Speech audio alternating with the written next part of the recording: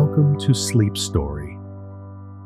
Let the soothing cadence of a story weave through your consciousness, lulling your body to rest and your mind to tranquility as you drift into dreams on the wings of imagination.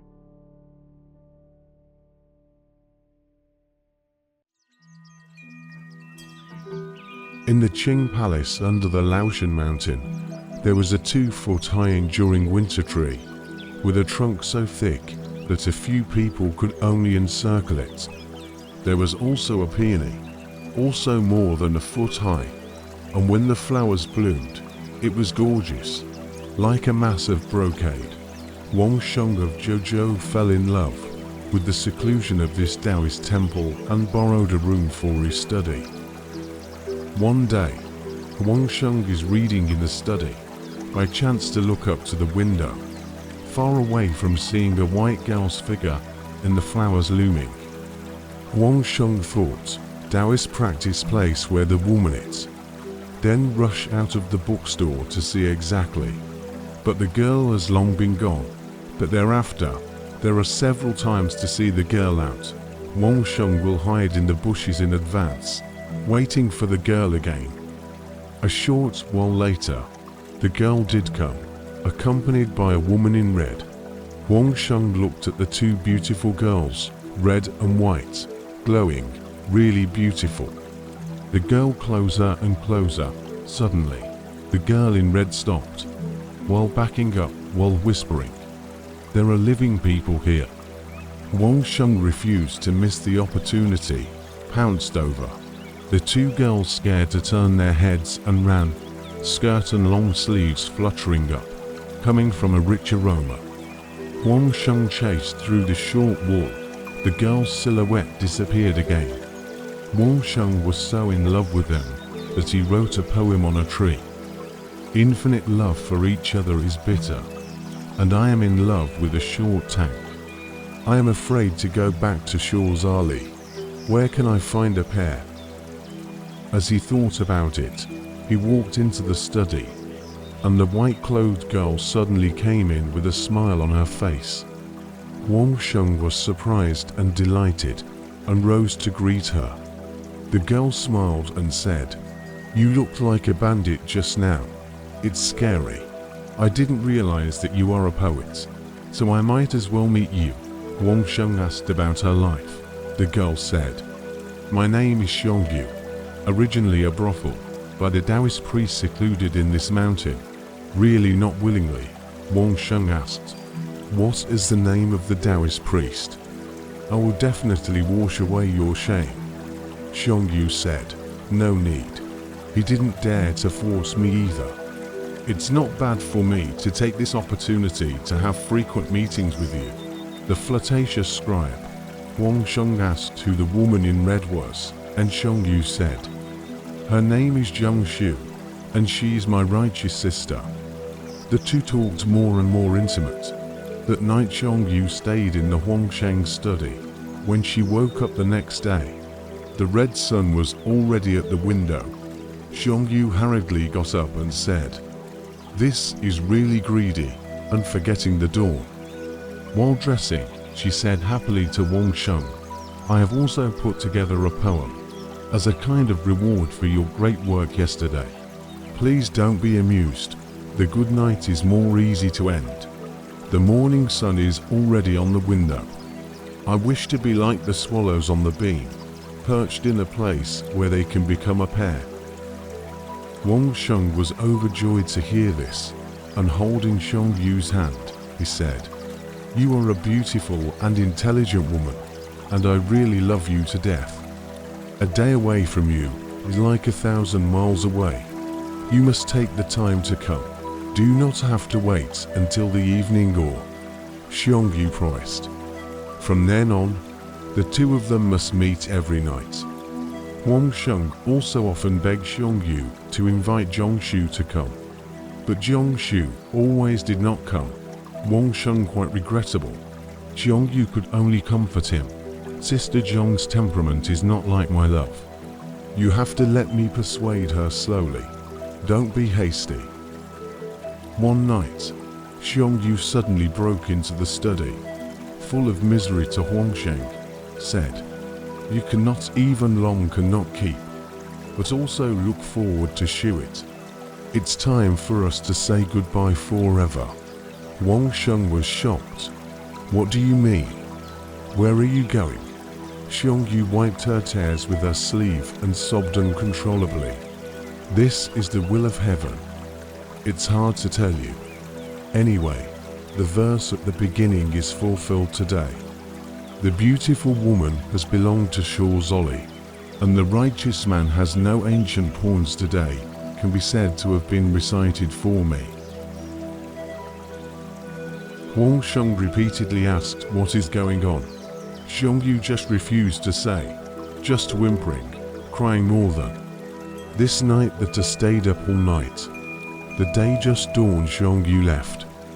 Huang Sheng felt very strange, anxious. The next day, a man from Jimo County, surnamed Lan, came to visit Ziking Palace and saw the white peony and loved it so much that he dug it up. It was only then that Huang Sheng realized that Xiangyu was a peony demon, so he felt disappointed and sorry. Some days later, Huang Sheng heard that the man named Lan had transplanted the peony flowers to his home, but the peony flowers withered day by day. Huang Sheng hated it so much that he wrote 50 poems about crying for the flowers and went to the original hole of the white peony every day to weep and mourn for it. One day, when he had finished his mourning and was returning to his study, he saw from afar the red-clothed girl, Jiang Xue, also mourning by the peony's hole. Huang Sheng slowly walked over to her, and Jiang Xue did not avoid her. Huang Sheng pulled her sleeve in front of him, and the two of them wept in front of each other. After standing for a while, Huang Sheng invited Jiang Xue to have a talk in his study, and Jiang Xue followed him. Jiang Xue sighed long, said, "Childhood good sister, but once severed. When I heard you cry, I was even more grieved. Your tears flowed to the 9 springs. Perhaps she will be touched by your sincerity and come back to life. But the essence soul of the deceased is beginning to dissipate. How can she talk and laugh with us in a short time?" Huang Sheng also sighed and said, "It's all my fault that my little life is thin and hinders my lover. So of course I am even less fortunate to enjoy the double beauty. I have many times before asked Xiangyu to convey my fervor. Why did you not come to see me?" Jiang Xue replied, "I thought that young scholar, 9 times out of 10, is a thin lover. I don't know that you turned out to be a person of the most nature and love. However, you and I are friends only in friendship, but not in lust. If we are always in love all day long, then I can't do it," said he was about to leave. Huang Sheng rushed forward to stop, said, "Xiangyu, long goodbye has made me sleep and eat. All rely on you to accompany me for a while. I only get some comfort. How can you be so heartless?" Jiang Xue had no choice but to stay overnight, and after leaving, he still didn't come back for many days. Huang Sheng alone facing the cold rain outside the window, bitterly missed Xiangyu, tossing and turning at night. Tears sprinkled all over the pillow. At the time of misery, he woke up in his clothes, picked up the lamp and candle, and wrote again according to the rhyme of the previous poem. Dusk and rain in the mountain courtyard, sitting in the small window with the curtains down. I've been thinking about you for a long time, and I'm not seeing you, so I've been crying for a long time. After writing it, I was chanting, but suddenly I heard someone outside the window say, if there is a poet, there should be a poet who can harmonize with the poem. I knew it was Jiang Xue. Huang Sheng hurriedly opened the door to greet him. Jiang Xue took a look at the poem on the bookcase, and with his hand, he put his pen on the back of the poem. Where are the people who are linked together? I'm not going to be able to do that. The empty mountain is a person, the shadow of the self into a pair. When Huang Sheng read the poem, he shed tears again and complained that he saw Jiangxue too little. Jiang Xue persuaded, I cannot be like Xiangyu's sister, so enthusiastic. Only more or less comfort a little bit of your loneliness. Huang Sheng wanted to make out with her, but Jiangxue disagreed, saying, why should I be like this for the joy of gathering together? From then on, whenever Huang Sheng will only hard to help, Jiangxue will come once, came but only with Huang Sheng drinking and poetry. Sometimes, not overnight, will leave. Huang Sheng also had to let her, so often said to her to laugh. Xiangyu is my beloved wife. Jiang Xue, you are my good friend. Or Huang Sheng always wanted to ask Jiang Xue, how many plants are you in the courtyard? I hope you can tell me. I want to transplant you to my hometown, so that you won't be snatched away by evil people like Xiangyu and make me hate you for the rest of my life, Jiang Xue said. Flowers and trees are like people. It is difficult to leave their homeland. It is useless to tell you. You and your lover can't grow old together, let alone a friend. Huang Sheng didn't listen to her and pulled her arm to the courtyard, and every time he came to a peony flower, he asked, this is you, isn't it? Jiang Xue hid her mouth and smiled, not making a sound.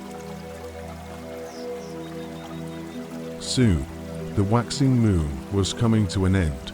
Huang Sheng went back to his hometown in Yizhou to celebrate the new year. One night in February, he suddenly dreamt that Jiangxue came and said to him with a sad face, I am going to be in great trouble. You hurry to come. You can still see his side. Late will be too late.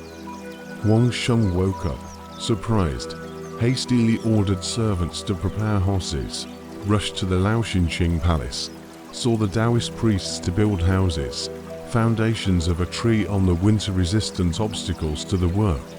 The craftsmen are about to planing trees. Huang Sheng rushed forward to stop. At night, Jiangxue to the study to express gratitude. Huang Sheng laughed and said, who told you not to tell the truth before? I'm sorry, but I don't know what you're up to, he said. Now I know the truth about you. If you don't come again, I'll definitely light a handful of mugwort to roast you. Jiangxue sighed and said, just because I knew you were going to be like this. That's why I didn't dare to tell the truth before. The two of them sat opposite each other for a while. Huang Sheng wished Xiangyu again, and said to Jiang Xue, at present, when I face my good friend, I miss my beautiful wife even more. I have not been to visit Xiangyu for a long time. Can you accompany me to cry for her? So the two of them walked together to the peony cave and mourned for a long time, with tears in their eyes. After about one shift, first Jiangxue collected her tears and comforted her, and only then did Huang Sheng stop his grief. One evening after a few days, Huang Sheng was sitting alone in his study, and Jiangxue suddenly came in with a smile and said, I have good news for you. The god of flowers is touched by your love, and he wants to let Xiangyu be born again in the palace of the Lower Qing dynasty.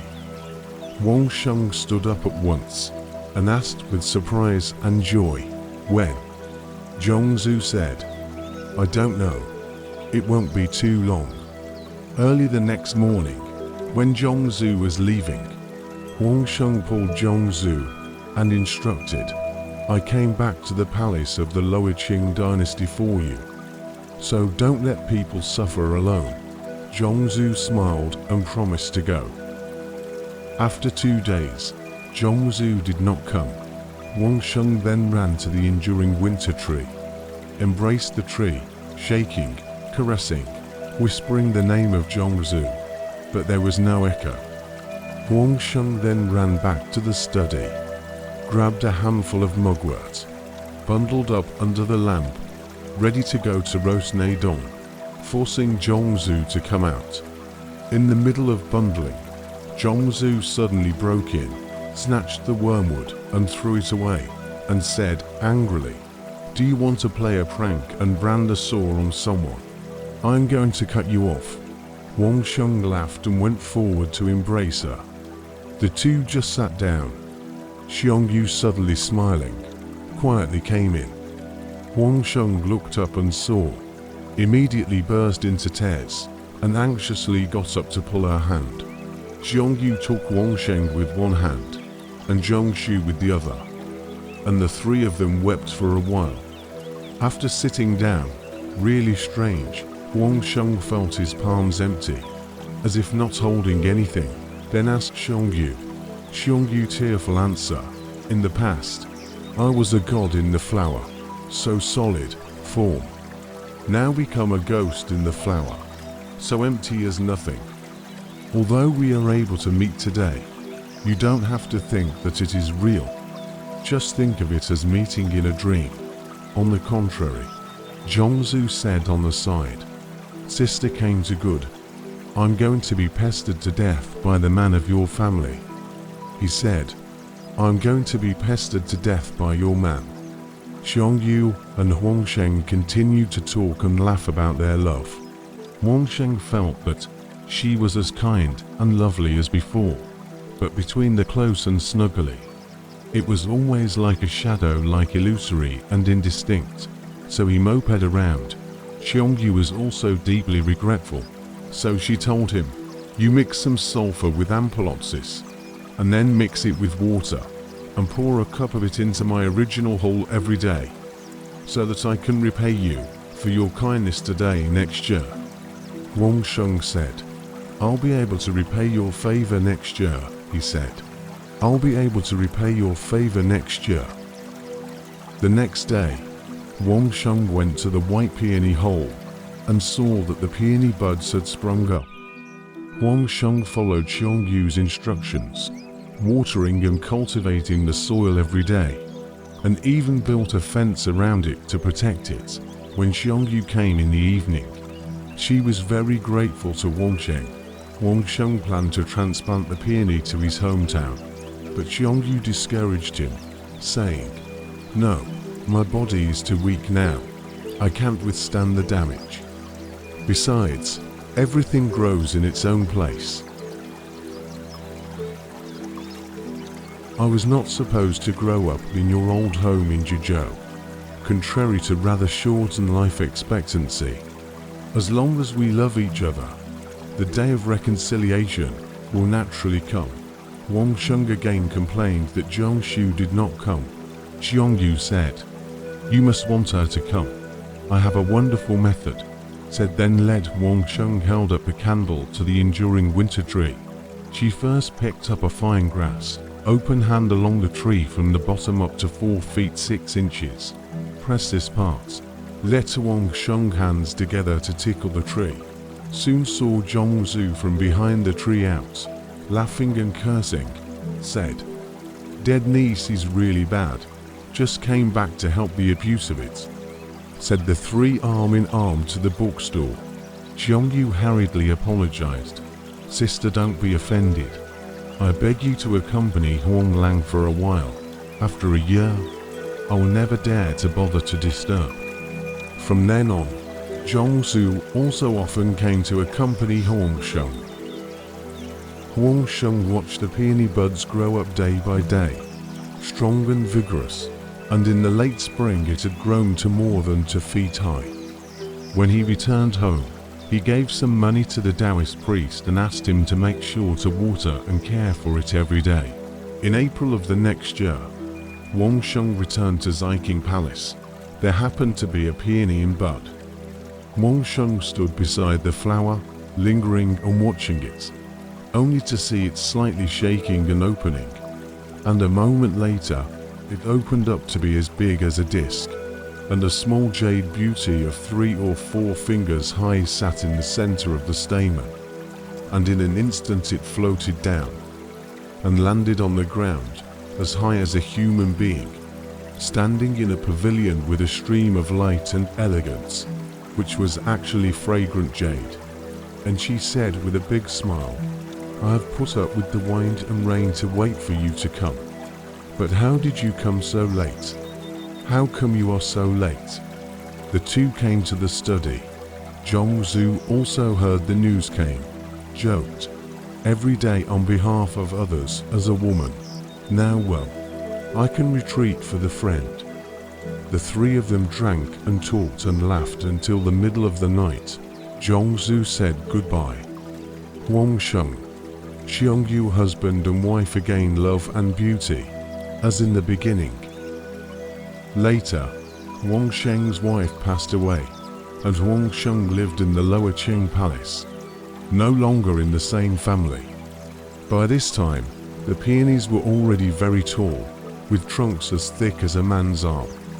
Huang Sheng often pointed at the white peony and said, "In the future, I am going to send my soul here, just to your left." Xiangyu and Jiangxue laughed at him and said, "Don't forget your promise." After more than 10 years, Huang Sheng suddenly fell critically ill. His son came from his hometown to visit, could not help but cry. Huang Sheng himself was quite frank, smiling and said, "This is my lifetime, not my death time. Why are you crying?" Then he turned to the Taoist priest and said, "In the future, when a red bud emerges from under the peony flower and grows 5 young leaves, that will be me." After saying this, he stopped speaking. His son took him home in a cart, and he passed away. The next year, a fat and prosperous red bud did come out from under the peony flower, and there were indeed 5 small leaves. The Taoist priest felt that the flower was miraculous and paid more attention to watering and caring for it. In just 3 years, the peony grew to several hundred years old. The peony grew to a height of several feet, and its main trunk was as thick as 2 hands, and it was very luxuriant, but it did not bloom. After the old Taoist died, his disciples did not know how to care for it and cut it down. Soon after, the white peony also withered, and the winter-resistant tree died. The story goes, when a man's emotions reach the extreme, he can really communicate with ghosts and gods. The flower died and became a ghost, but it still followed the ghost. The man died and turned into a soul, clinging to the flower. Is this not the result of deep emotion? When the peony is cut down, the white peony and the white peony die of martyrdom, which is not to say that they are chaste, but they are still in love with each other. The fact that a man cannot be chaste is a sign that his feelings are not deep. When Confucius read the poem Tang Di Zhue, he commented, "I have not thought about it. I still do not miss it. But if I really miss it, how can it be too far away?" The words of Confucius are right on the mark, too.